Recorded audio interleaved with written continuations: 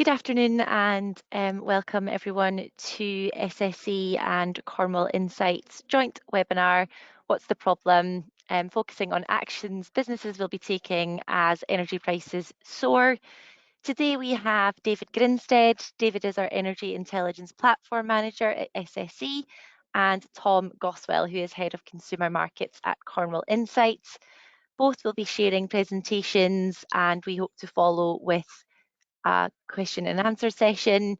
We envisage the session will last no longer than an hour, and please do submit your questions via the question box functionality.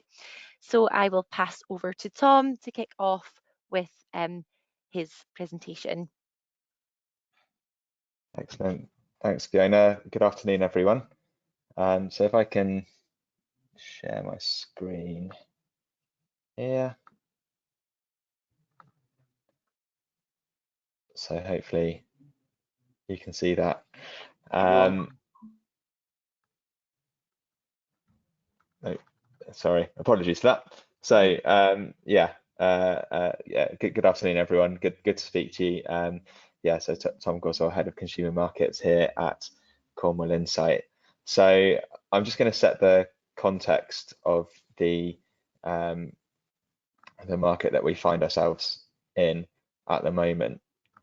And clearly that is one of very high energy prices. It's been a feature of the market for a while now, and something that various participants in the market have had to get to grips with, and none more so really than energy consumers, suppliers and third-party intermediaries in negotiating energy contracts.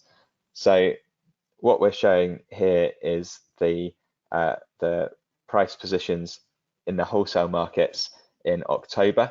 So we've got gas on the left-hand side in the chart there, and power on the right-hand side. And what we're showing is that the green bars are average prices across October for 2022. The blue bars are the averages for October 2021, and the red bars are the same but for 2020.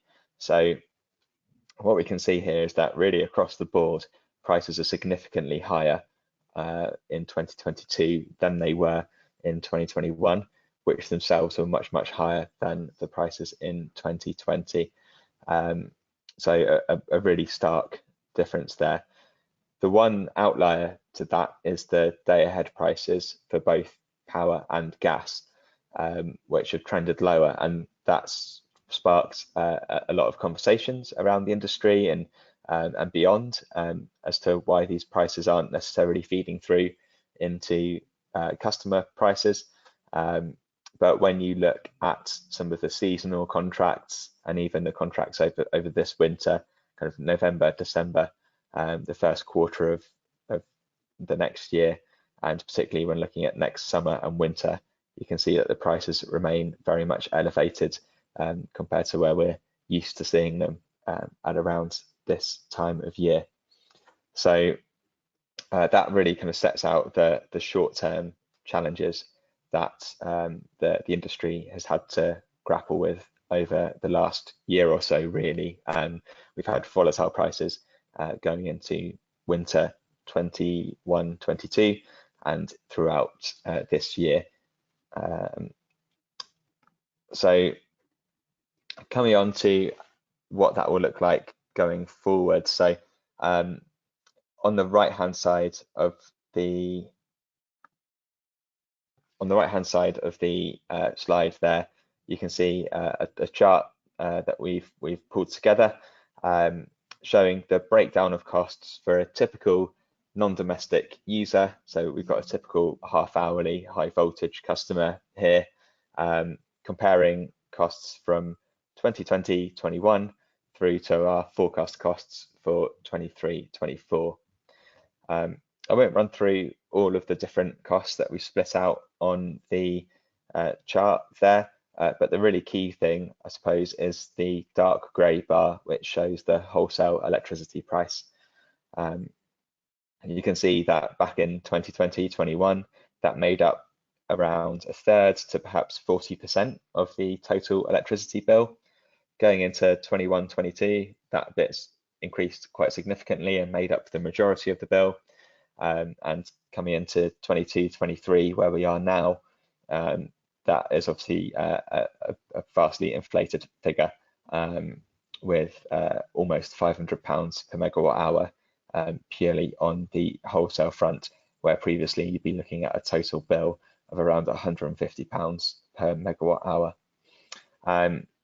Obviously, we have had some government intervention to bring that wholesale element down to around £210 a megawatt hour, but that is only a temporary intervention. And as you can see from the final bar, the 2023-24 bar, this is a problem that we expect to persist in the medium term. It's not something that will just go away. And that's also something that's been recognised by businesses as well. So if you look at the ONS business survey, it shows that two primary concerns for businesses: inflation is picked out by 24% of businesses. And of course, it's worth noting that these increased energy prices are a key driver for inflation at the moment, but also energy prices themselves, with 23% of businesses pulling that out as a primary concern. And linked to that, if you look at a CBI survey, around 1 in 3 do not expect to pass on those additional energy costs, with 30% thinking that these energy price increases could negatively impact investments needed to get to net zero. So yeah, that there is some support from the government in the very short term, but I suppose the main point here is that the general mood is cutting back on government spending. We certainly got that from the autumn statement last week, and you know, we're expecting that the support beyond March 2023 is going to be relatively limited for businesses.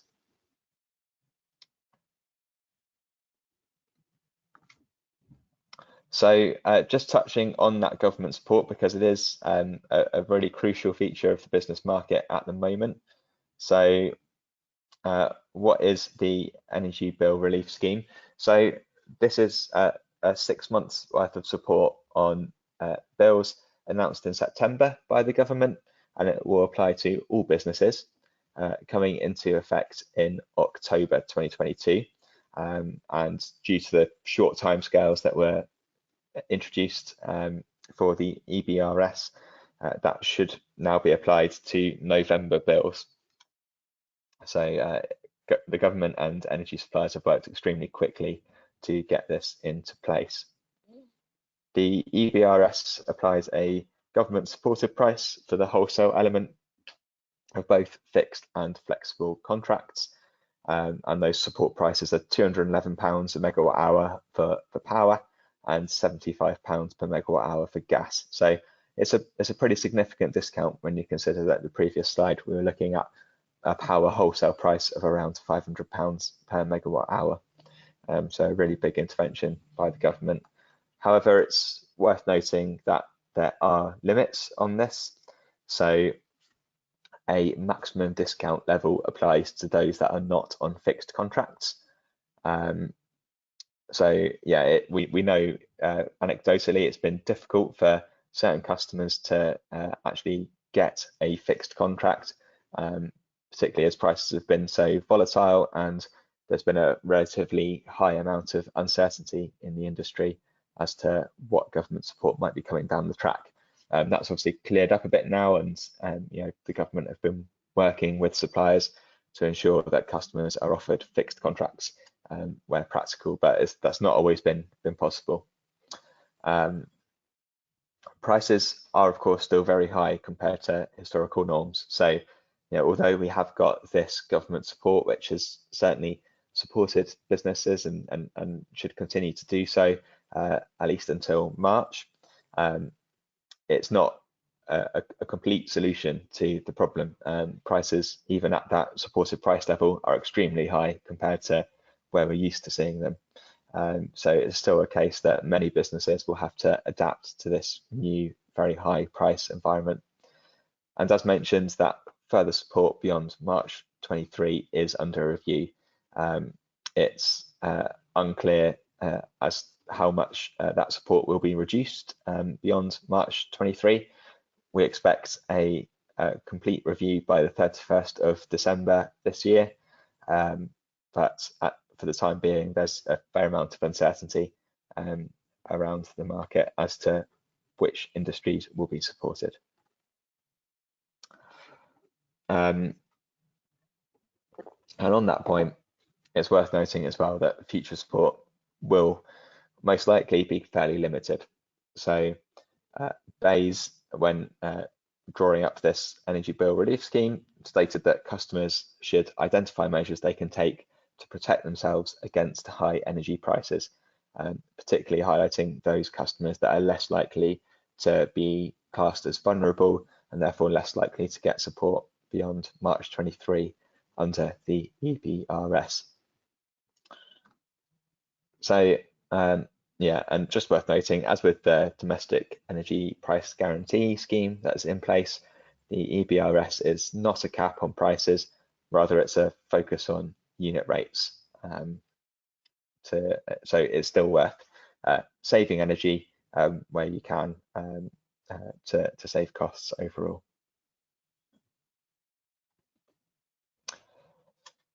So just to draw out some of the pinch points for businesses in the kind of immediate future. So we split it by a variety of ways of cutting the business market. One of those is size. So energy intensive industries, things like manufacturing and heavy industrial processes are set to be hit harder than most, just naturally as a function of how those businesses operate. So part of that is simply the energy intensity of their operations. Energy is a much higher proportion of their total costs as a business compared to others. They also may have difficulties passing increased energy costs onto consumers, depending on where they are in the supply chain, but they may simply become uncompetitive or are just unable contractually to pass on costs that have risen this quickly. And as we've mentioned on the slide here, shutdowns and demand hibernation cannot be ruled out for some types of business to avoid the worst of these energy cost increases. It also depends which sector you're looking at as a business. So some sectors have been clearly hit very hard by the COVID-19 pandemic throughout the course of the last couple of years. And many of these could struggle on the way to recovery from that initial hit. So industries such as hospitality are particularly vulnerable. There's a high proportion of micro businesses here that may not be able to get favourable contract terms from an energy supplier. There are also industries that may be hit due to consumers having less disposable income. So if it's a discretionary service that they're providing, it might be that consumers choose to use those businesses less and less. And as we've mentioned, there are many suppliers are not pricing for certain sectors. So we mentioned that it can be difficult for some businesses to get energy contracts. For hospitality, as an example, many may find themselves on out of contract rates and find it difficult to find a supplier to offer a fixed tariff, and that obviously varies between suppliers. It's also worth bearing in mind the location, and that broadly is a function of the other two metrics we've spoken about so far. But as an example, you do get a lot of heavy industry and hospitality playing key roles in certain regions, so likes of Yorkshire and the Humber, West Midlands and the North East of England. So it might be that some areas in particular are disproportionately affected by the situation we find ourselves in at the moment. But the key thing really is the one on the right hand side, the responses that we've seen to this, and focus on business responses here. but there's certainly a focus on the longer term. Whereas before some energy saving or efficiency measures may have paid themselves back over 7 to 10 years, if prices double, the payback times for many of these measures will halve and certainly get much shorter.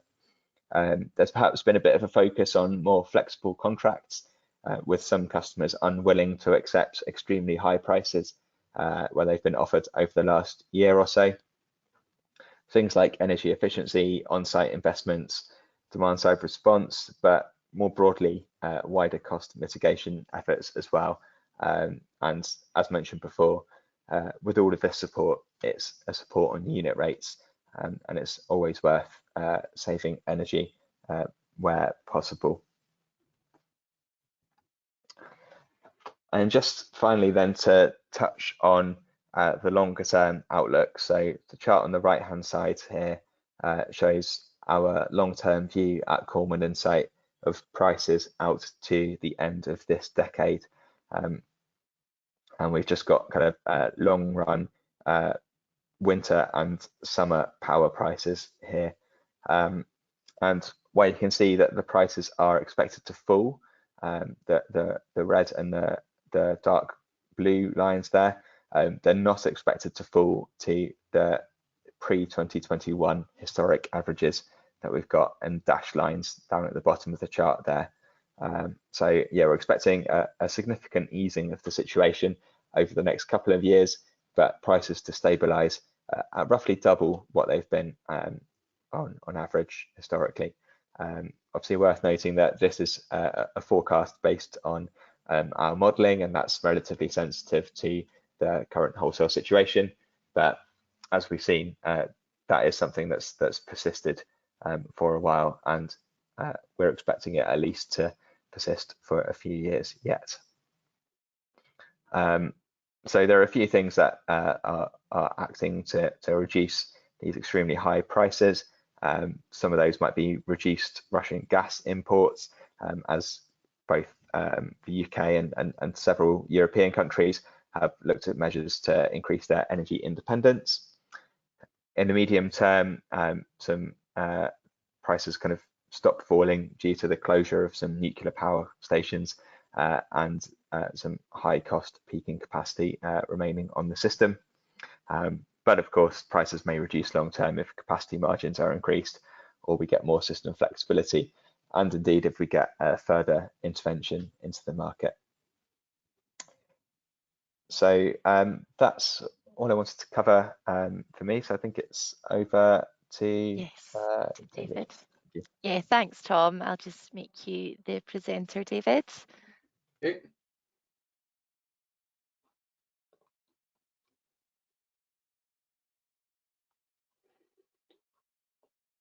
I'm hoping my screen is on show. Yes. Fantastic. Good. Welcome, everyone. Hope everyone's well. Hope everyone enjoyed the football yesterday, if you're football fans. And if you're not football fans, hope you still enjoyed the Wales game. But yeah, hopefully had a nice day. So what we're going to talk about today, what's the problem? You're going to notice a number of these puns throughout the webinar. They're not my puns, so if you want to jot them down and send a postcard in, I guarantee you're not going to win a prize.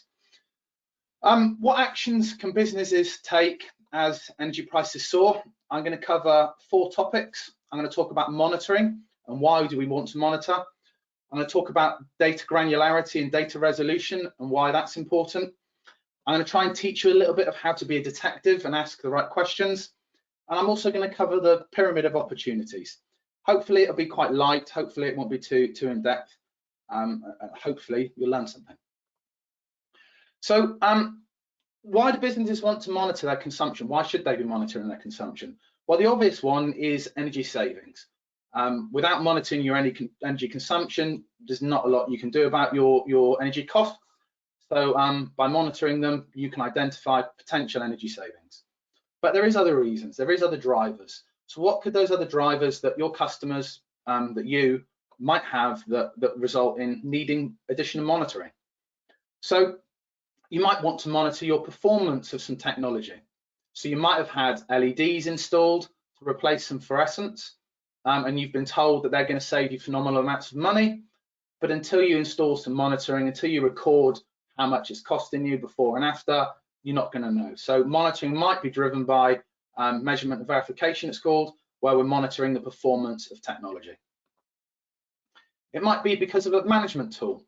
It might be like a data center would use energy consumption to monitor their servers and how much power their servers are drawing, and it might use that information to control air conditioning or crack units, as they're called, as a management tool. It might be government legislation. So building regs say that buildings over a certain size must have submetering when they're installed. Submetering is monitoring, so that might be the driver. It might be public relations. Every company nowadays seems to want to push their green credentials and show how energy efficient they are and how carbon neutral they are and how their journey to carbon net zero, etc. Well, they can't do that without monitoring. And finally, it might be that you don't actually care about your consumption because your buildings are rented out. But be careful here, because a lot of buildings are rented out on square meterage and their energy bills are divided by square meterage.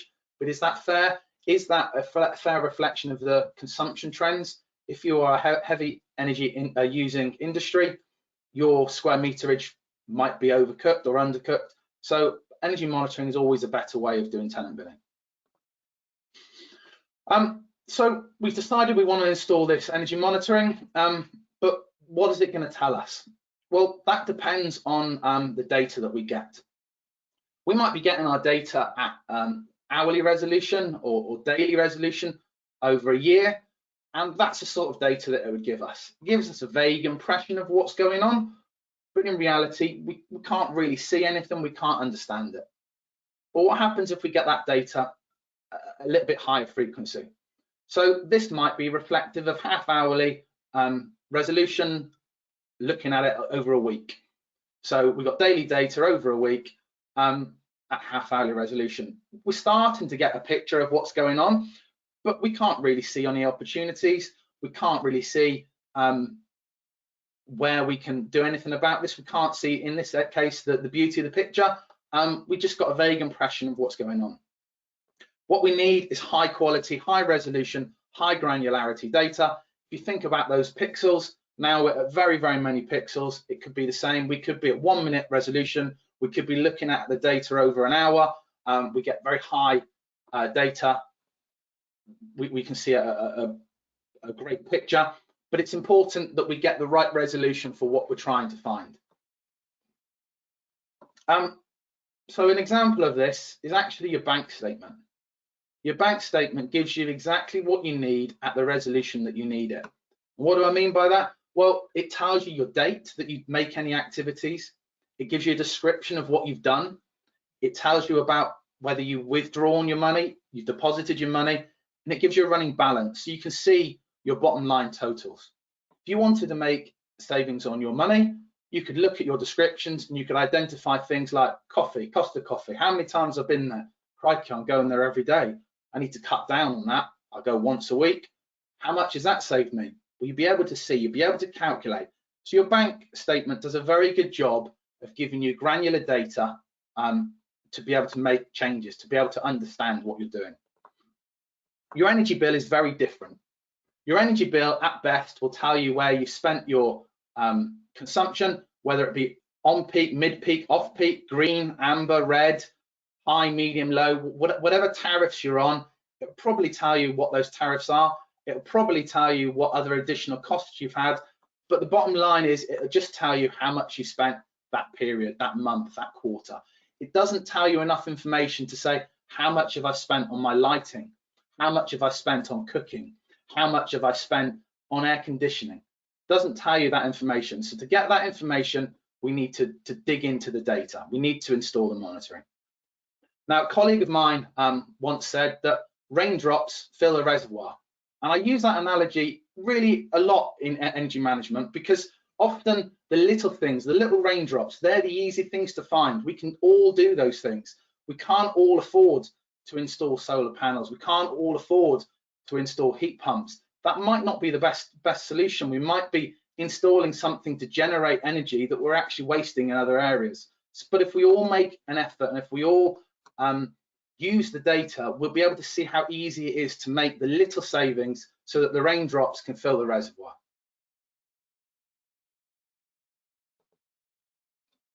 Now, we want to make those changes. We've decided we're going to install monitoring. We want to get the right data resolution. So what do we need to do next? Well, we need to become a detective. We need to invest in a deer stalker and a pipe. And we need to learn how are we going to ask and what are we going to ask to be able to unlock the secrets, the story that our our energy consumption is telling us through the data. We need to learn the single word questions: who, how, when, why, what, etc. To be able to unlock those opportunities to free those raindrops. So we're going to look at this graph here. Now this is a month consumption of a fast food joint, a chicken fast food joint, high street restaurant. Month consumption, daily resolution. It's probably half hourly data. And we look at that, and to be honest, it's given me a bit of a headache, but it's telling us a little bit of a story. It's telling us that this is a 7-day-a-week operation. They're open every single day. And of the 4 circuits that we're monitoring at the bottom here, air conditioning, the griddle, the glorifier, and the lighting, all of those things are on throughout the day, every single day. But other than that, it doesn't tell us an awful lot. This is like the middle picture of the Mona Lisa. It doesn't tell us enough information. So let's increase that resolution, and let's have a look at these individually and see what we can see. So this is the lighting circuit. This is just over a day, and we can see that the lights come on at around 8 o'clock in the morning. They go off just after midnight. So my simple question to you guys is this consumption any good? Does it look right? Are we happy with that?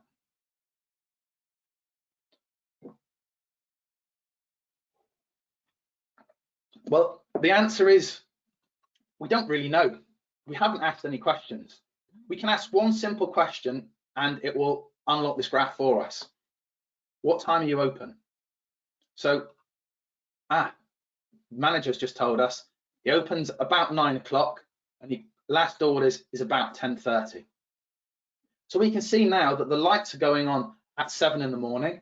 Well, if they're opening at 9, that's 2 hours before. Mr. Manager, your lights are going on 2 hours before you open. Does that seem okay to you?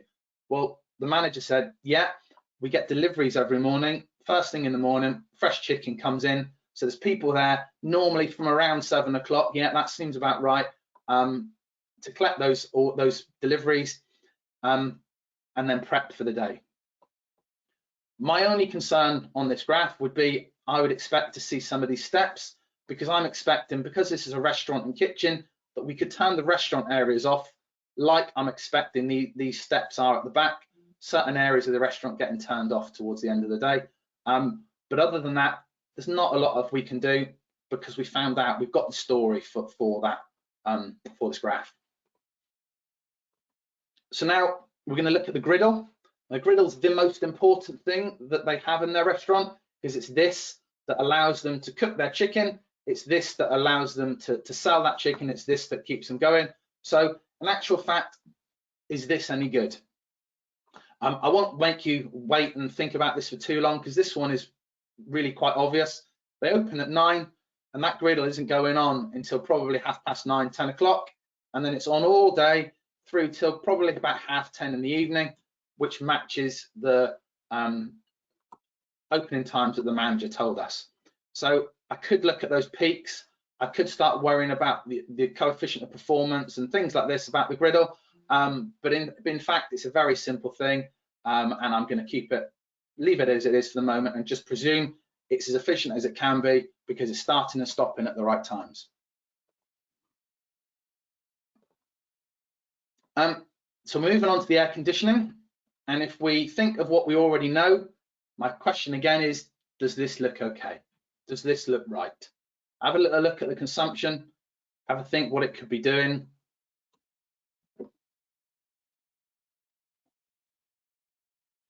Well, to me, this is clearly there's problems here.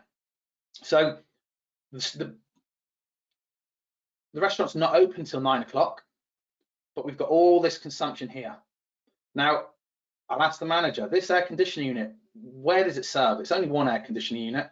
That's the air conditioning unit for the restaurant area. So it's actually the restaurant area. So it doesn't even need to come on until maybe just before 9 o'clock. It provides the heating and cooling.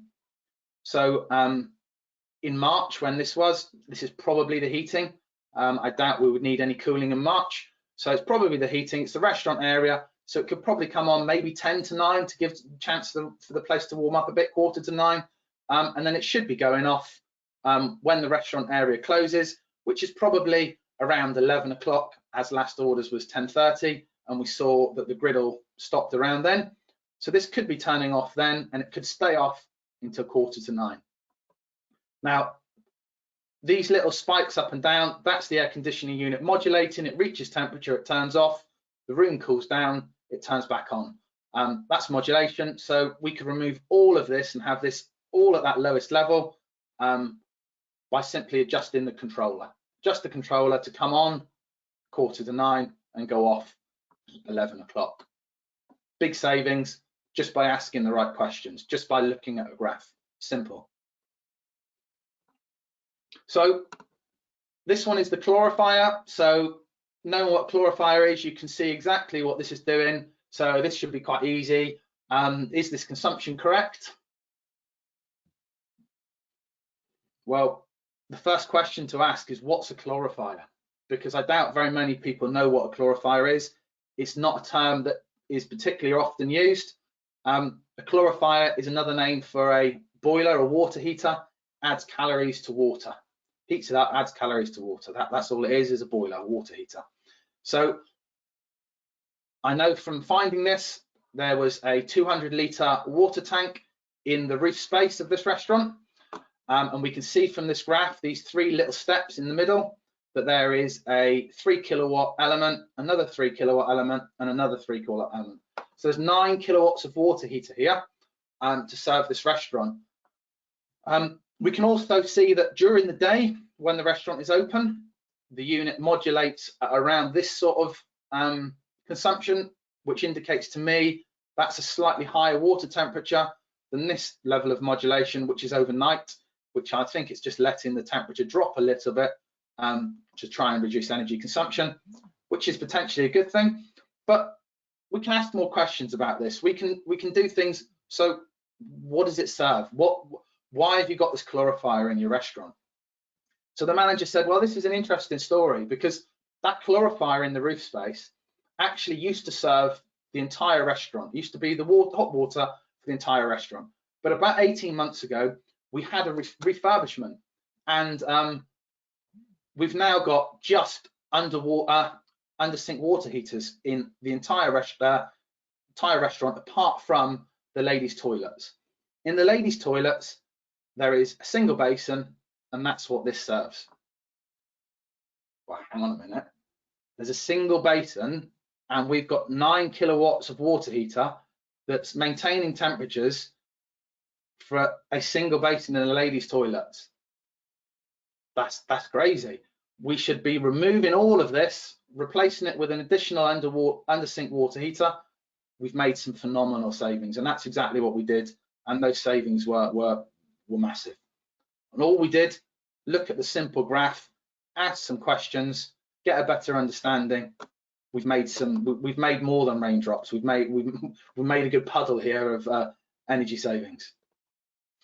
So I've given you a crash course in energy management. So you should all be fully able to utilize this equation. So I'll give you a second just to jot that down, because there'll probably be a quiz at the end. Well, actually, energy management isn't rocket science. It's just asking the simple questions, ask the basics. So we've identified these opportunities, but what can we do about them? So there is a pyramid of opportunity. The lowest cost at the top, the highest cost at the bottom, the most effective at the top, the least effective at the bottom. Now, when I say least effective, they all work, and you'll see in a minute why. So we'll start with behavior. Now, the most efficient way of operating something is to use it only when necessary. So in my office, if I need the light on, I press a switch, that light comes on. When I don't need that light anymore, I switch the light off. But what happens if I've turned the light on and all of a sudden the sun comes out, not this time of the year, but all of a sudden the sun comes out and I don't go over and turn it off, I've not even noticed. Or I finish at the end of the day, I forget to turn it off. So I go back up to my house, later on I look out the window and I see I've left all my office lights on, I've got to go down and turn them off. So the cheapest way for me to save energy would be to turn that light switch off, on and off only when I need it. So that's a no cost option, low cost option, behavior change. The middle one is an operational change. So you might be a factory or have a client who's a factory who's got some large equipment that he doesn't want to not use. Fine. Well, how about if we shift the time that we use them away from the peak times and we spread them out throughout the day? If we can do that, that will make significant savings. It's not always easy. There might be some cost involved in this, but if you can move your peak operations outside of your peak electricity time, that makes a big saving. So operational savings. And then the final example here, technology. Technology comes at the bottom because it's the most expensive. If I installed a PIR in the corner of my office here, that's the technology that would probably suit my light switch problem. If I installed that, fantastic. I wouldn't have to worry about switching my lights off ever again. However, they've got an overrun. I couldn't have it turn off as soon as it detected nobody, because if I stop and start typing and I'm still, I'm not very still very often, to be honest, but if I'm still, that light switch will turn, that PIR will turn the lights off. So I put a delay on there. I put a delay of 5 minutes, 10 minutes, whatever it might be before that light turns out. But now when I finish at the end of the day, I walk up to the house, those lights are always on for an extra 5 to 10 minutes every single day. Now that's better than leaving them on all night, but it's not as effective as that behavior change. Now, there's a bit of research. Accenture have been in the news quite a lot recently. You've seen them sponsoring the Prime Minister at some of his talks recently. But they did a little while ago, they did some research that indicated for most businesses, 50% of initial energy savings disappeared in the first 6 to 12 months because of a lack of continuous monitoring and corrective action. So what do we mean here? How is that happening? Well, let's use the light as an example, and we'll expand my office, and we'll say my office is one room out of a number, and in my room there's 4 people that work in my room. We've got fluorescent lights. Now, we always forget to turn the lights off. And me as the energy manager, I've spotted that these lights don't get turned off. So I've raised with the business, not only have you got fluorescent lights in there, but you've also, nobody turns the lights off. So the business want to install LEDs, they want to install a PIR, fantastic. But they can't do it for 18 months. They're wanting to generate some revenue, they need to find some investment because they're going to do the whole building, not just this room. They need to find some way of making these energy savings for the next 18 months while they get this funding together. So what do? We created a little graphic and we put that graphic around the switch, light switch, that said, when you leave the room, please turn off the light. We put another graphic on the door. When you leave the room, please turn off the lights. And immediately, as soon as we put those graphics on, that light was getting turned off. And we monitored this. And over the first week, it never got forgotten. Over the second week, it might have been forgotten once. And slowly over time, the humans, we become desensitized to things. The people in the office, they started to become desensitized to these graphics, and to the point where didn't even notice them anymore. They became part of the furniture, they became part of the light switch, and the savings that we'd started to see started to disappear again. So we were like, what can we do? So we simply created another graphic, replaced the first one, and we did that every couple of months, every 3 months. We changed the graphic, and that coincided with our savings returning. So our savings would return, they'd taper off. When they started tapering off, we'd change the graphic, they would return. And we managed to keep that up for 18 months. Then the company changed the light fittings to LEDs and put a PIR in, and we don't have to worry about it ever again. but it shows you an example of how easily the savings can disappear if we don't monitor them and take action. Before I take some questions and before Tom takes questions, I just want to emphasize that we've got our platform BEI, which can do a lot of this analysis and an awful lot more, reports, etc. If anyone's interested in BEI, please send an email to EO Inquiries and we'll be able to help you. If you want to talk about our virtual energy management services, we can talk about that as well. So email eoinquiries@sse.com. And over back to you, Fiona. Yes, thank you, David. If you don't mind just leaving your screen, that'd be great, Sure. as it is, and I'll just read out some questions that we've had submitted. Thank you. So I'll start with one I can answer. So will the slides and recording be available for those who have attended? Yes, absolutely.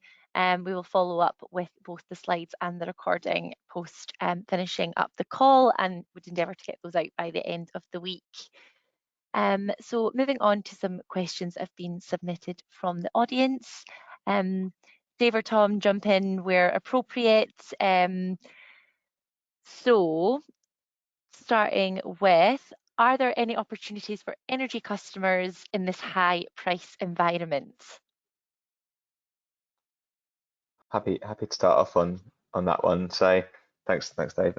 So yeah, it's obviously a challenging time for businesses, the kind of high price environment that we have, and it's, as I highlighted a bit earlier, it's something that we do expect to persist a bit. However, there are opportunities through this. So yeah, as we've talked about, you know, if you can highlight areas to save energy, they will save you much more when prices are higher compared to when they're lower, so that the payback time on those investments gets much quicker. We've certainly seen some response from the industry as well, so things like National Grid's new demand flexibility service. It doesn't have to be anything, you know, as extreme as kind of getting involved with that sort of level of demand response, but it shows that there are those sorts of opportunities out there. So yeah, although there is certainly some pain for businesses, yeah, there are definitely opportunities from both monitoring and then identifying places where you can reduce consumption and make some real kind of positive long-term investments there. Thanks, Tom. Next one, what are the differences between energy efficiencies and net zero? I can do this one, Tom, if you like. So net zero is about carbon. Carbon can be offset. We've heard about carbon trading. You've heard about being able to install solar panels, etc., reducing your carbon. Well, technically, that's not necessarily true. A business can be carbon neutral, can be carbon net zero, but still be very inefficient. The two are linked in the sense that energy consumption is how we, or energy is how we calculate our carbon, but in reality, they're very different things, and they need to be looked at in two different ways. Thank you. One around BEI. So we've heard you mention BEI, but we've also heard of Clarity. David, what's the difference? Not a lot really. BEI is our market offering. Clarity is more of an internal offering. If you use either or you've seen either, they're both almost identical. Thank you. What has been the response to EBRS from energy suppliers?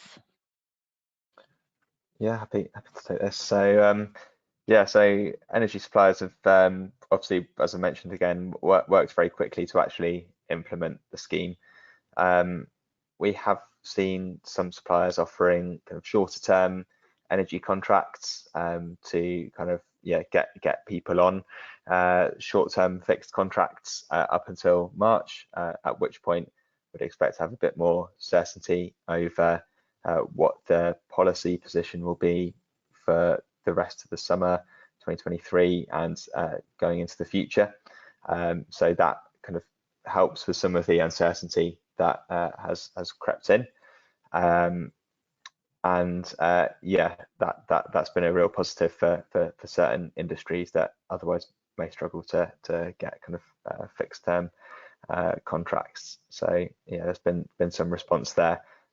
What'll be interesting is to see how suppliers react to the changes to the EBRS scheme that we expect from April.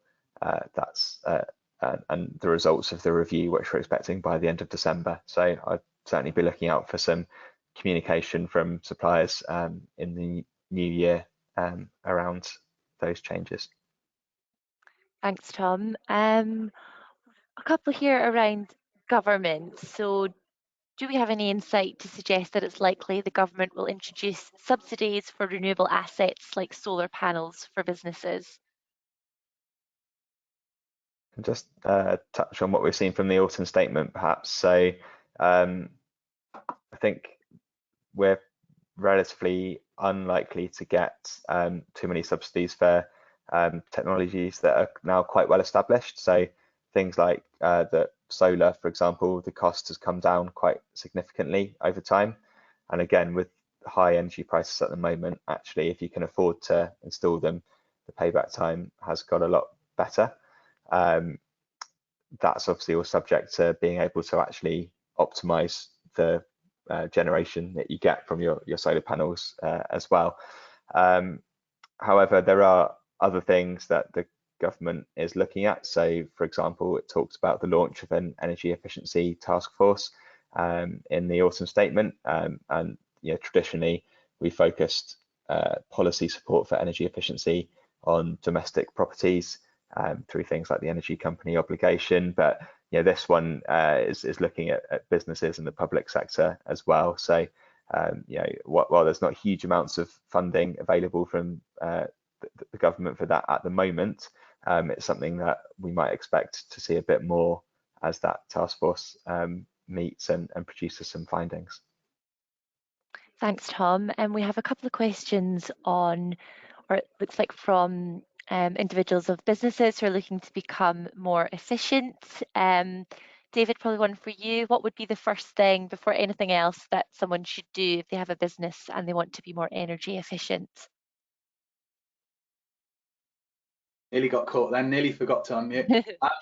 Monitoring. So I think hopefully from my presentation, you'd have seen all the great things we can do with monitoring, but if you haven't got any sub-metering installed, if you haven't got any way of accessing that data, it's going to be very, very difficult. So the first thing that you need to do is to install some monitoring and start getting that data.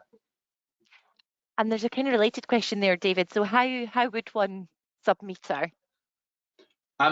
Speak to us, put an inquiry in EO Inquiries, and we can help you. Lovely, thank you. Someone asking for the top 3 or 5 energy saving ideas that we would recommend instigating, particularly for a typical office. So heating, cooling, lighting, straight away they'd be my top 3. After that, again, it's all about the story. It's all about looking at what's going on. There might be some equipment in there that copiers, printers, something like that that's sitting there running 24/7. That doesn't need to be. That could be put on to time control or something like that. So that would be my top 3 would be lighting, heating, cooling. But have a look at everything, ask the questions, read the story. Thanks, David. Are we able to offer, or a suggestion that users require near real-time data to have the ability to view consumption? Are we able to kind of offer any guarantees as far as real-time data is concerned, or any kind of plans to offer? So that's an interesting question, because there is this sale that real-time data is what's necessary and everybody needs real-time data to be able to make energy savings. Well, I would argue that the data I've just shown you is not real-time, and yet I managed to point out quite a number of energy saving opportunities that could have been picked up a week, a month after the event. So it's in the realms of possibility that the energy efficiency and energy management realm will divide into two sort of sections. You'll have your instantaneous things where you're looking at your maintenance opportunities for air conditioning, for example, where you might want to see things quickly so you can shut things down, so you can make instant decisions. But traditional energy management is still very valid. Looking at something a day later than the consumption still identifies those opportunities. By the time you've got it through a board, by the time you've got funding, does a couple of days, does a couple of hours, does that really make a difference? I would argue no. Thank you. And a focus on TPIs, David. So how does everything that we've discussed today help our TPIs?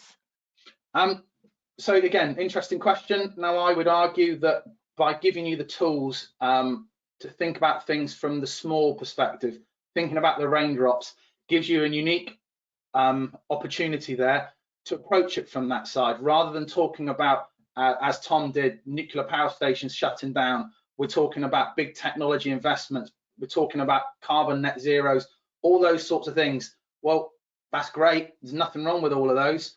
But how about we focus on the little things? And that insight that I've given you today, hopefully will give you the tools to be able to talk to your customers and show them how simple these things could be. Thanks, David. I don't believe we have any further questions. So all that remains is for me to thank everyone for their time today. Thank you, David and Tom, for your inputs. We'll follow up with the slides, the recording and the contact details for everyone. And I wish you a pleasant afternoon. Goodbye. Thank you, everyone. Cheers. Bye-bye. Thanks, everyone.